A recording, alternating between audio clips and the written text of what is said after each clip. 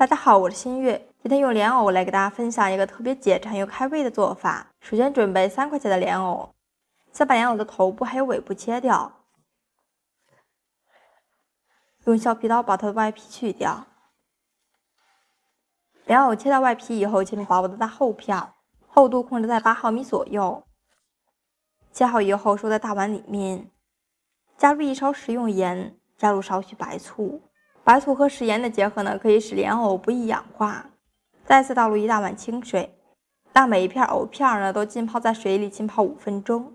去小菜园里面刨上几个小葱来切一下，直接切成葱段就可以啦。切好以后收在碗中。准备几个红辣椒，先切掉根部，然后切成辣椒圈。再来准备几瓣大蒜，切成厚厚的大薄片。切好以后收在碗里。准备5毛钱的猪肥肉来切一下，先切成厚厚的薄片，然后再切成小肉丁，放在祖传的盘子里面。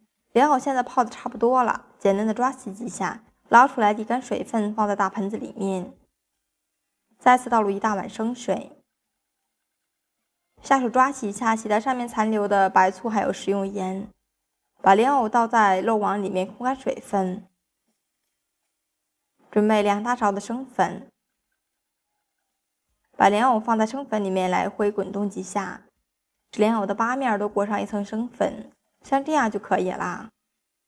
依次把剩下的全部都弄完。锅子烧至冒青烟以后，倒入食用油，这个油呢稍微多来一点，开大火把油烧热。中途我们用筷子试一下油温，筷子周围有密集的小气泡就是可以啦。全程开大火，把莲藕片一个一个的放入锅中。放入锅中以后呢，先是沉底的状态，先不用管它，大概炸至20秒左右，用筷子拨动一下，让每一块藕片在锅中熟了均匀，还可以防止粘连在一块。全程炸至2分钟左右，炸至藕片金黄，像这样的状态就可以出锅了。出锅放在肉网里面，控在上面的浮油。接下来我们再来调一个料汁，碗中加入2大勺的酱油，1勺的蒸鱼豉油。蚝油少来一点，1大勺食用盐大概5克左右，1勺胡椒粉大概2克，加入3克的白糖，白糖是提鲜的，一定要放。最后加入1大勺米醋，倒入适量生水，用筷子搅和均匀。我们的料汁就调好了，先放在一边备用。锅子烧干以后，喷点食用油，烧至冒青烟以后，加入切好的肉丁，快速翻炒一下，把肉丁炒散。把肉丁炒得像这样微微花黄的状态就可以了。加入切好的葱段、大蒜还有辣椒圈，翻炒均匀，炒出香味儿。炒出香味儿以后，加入炸好的肉片，快速翻炒均匀，把莲藕也炒香。